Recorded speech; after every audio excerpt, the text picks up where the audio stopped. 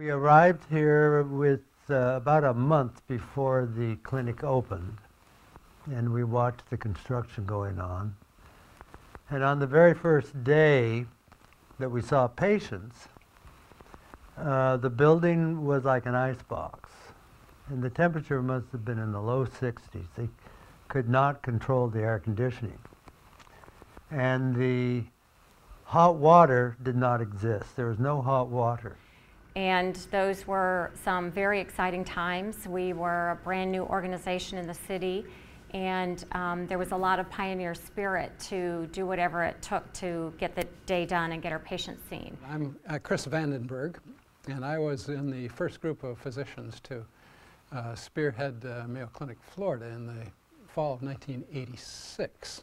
When I first started here, there were 325 people, and there was no research department. I was the first research person hired after the director, Elliot Richelson. The clinic itself has gone from, when I was starting, a very small operation. It was like Noah's Ark. We had sort of 2 of every specialty to make sure we had it covered, and now we're many hundreds, and in terms of employees, many thousands. I am a nurse here in the oncology ward at Mayo in Florida. My first experience with Mayo Clinic in Florida actually started when I was about 13 or 14 years old. My brother had cancer as a teenager in his bones, and my mom told me she had to take him to see Dr. Mary O'Connor at the Mayo Clinic. And I was pretty young, so I only remember coming here a few times, but I remember being very impressed with her. She actually had to eventually amputate his leg at the age of 18 when he was a senior in high school, and they weren't sure if he was going to be able to walk for his graduation, and he was able to walk, and Dr. Mary O'Connor came to his high school graduation and sat next to me. My experience with Mayo Clinic has been just totally awesome. My husband had to go through all the testing starting in November for a double lung transplant, and he had the transplant on December 22nd of last year. We're here today for his 6 months checkup, and hopefully he will pass with flying colors, and we're going to take a trip and go visit grandkids. I've been a Mayo Clinic physician 36 years. I spent 16 years at Mayo Clinic Rochester and the last 20 years here.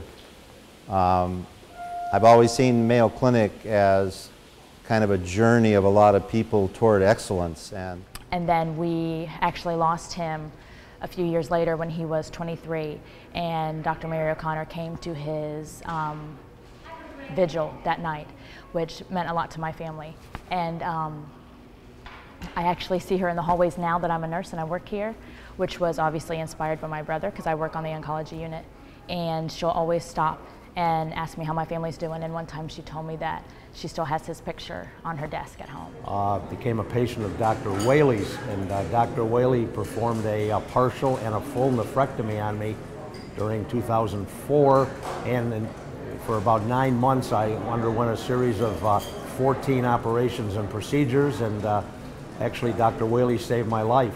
The patients truly do come first.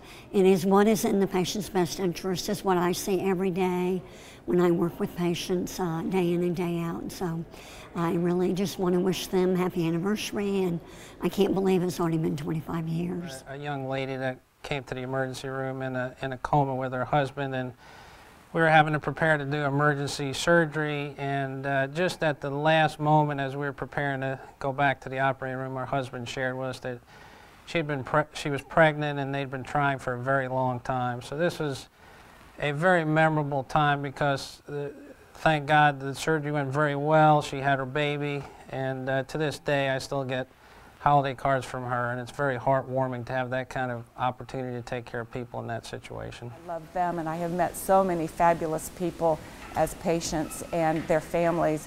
And just one example of that is sometimes our patients are cognitively impaired, so I try to make sure that they remember my name, and so my name is Anna, so I tell them all that my name is Anna Banana, and because they can remember the banana part.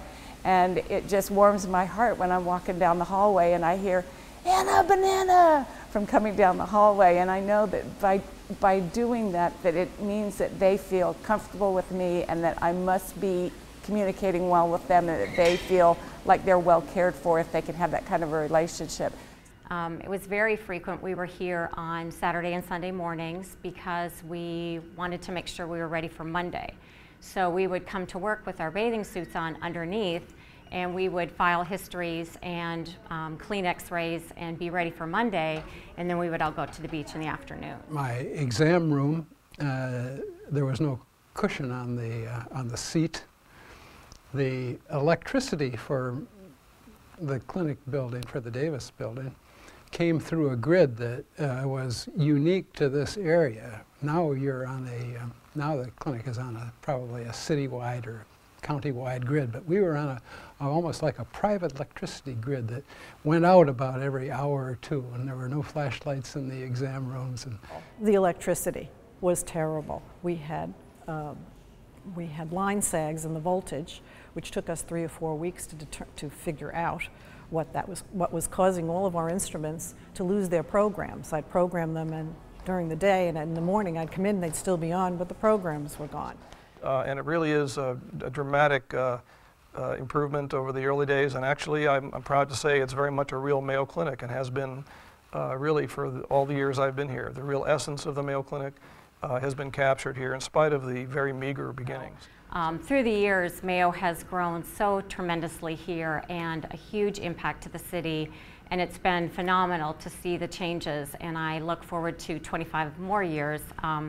But I don't come in and clean x-rays in my swimsuit anymore. When I came down to Mayo Clinic, Florida 20 years ago, I had the opportunity to help start our bone marrow transplant program here. I was asked to help start that program. I got a liver transplant at the Mayo Clinic last year in July. I'm here for my annual evaluation, and we love this place. This place has been a godsend to us. It runs like a well-oiled machine. My special moment was when they called and asked me if I wanted to see the helicopter bring his lungs. And I got to see the helicopter land and bring his lungs in. And once he had the operation and it was all done, and to see him go from blue to pink was awesome. So I can't say enough about how great Mayo Clinic is. Everything is here. Yeah, and we have a balance here. We have a balance of organization and support, you know. So the minute we walked in, we felt that right away. And that's very important for us. Very my wife calls it the Disney of hospitals. Only because when I came in here, everyone was so nice and so... I'm 66, I've been married 44 years. 5 grandkids, gave birth to 2 daughters, and a lot of those things would never have happened if I had not gone up to Mayo and trusted them with my life and the life I wanted to live. So I'm here today as a follow-up because I was born with spina bifida, and so they're trying to find out if there's some damage there that's causing me to be in a wheelchair and to have a lot of pain. But I wouldn't go anywhere else. This was the place to come. And I'm so glad it's in Florida because that's my home state now. And I would say the greatest thing about working here at Mayo is just the patient contact. That has been the greatest thing for me, just seeing the patients come in, developing that relationship with them, and seeing them sometimes, you know, throughout the day several times, and just having that bond with them. I drive here from Edgewater, Florida, which is over a 2-hour trip.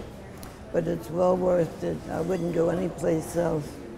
And like I said before, I'm 90 years old, and the doctor says I'm the first 90-year-old they ever did, and they're very happy about it. So I'm going to see them again today. And the first day I've had my brace off, and I feel wonderful. I'm still a little weak, but I'm feeling great. My back does not hurt, and they did a wonderful job on my back.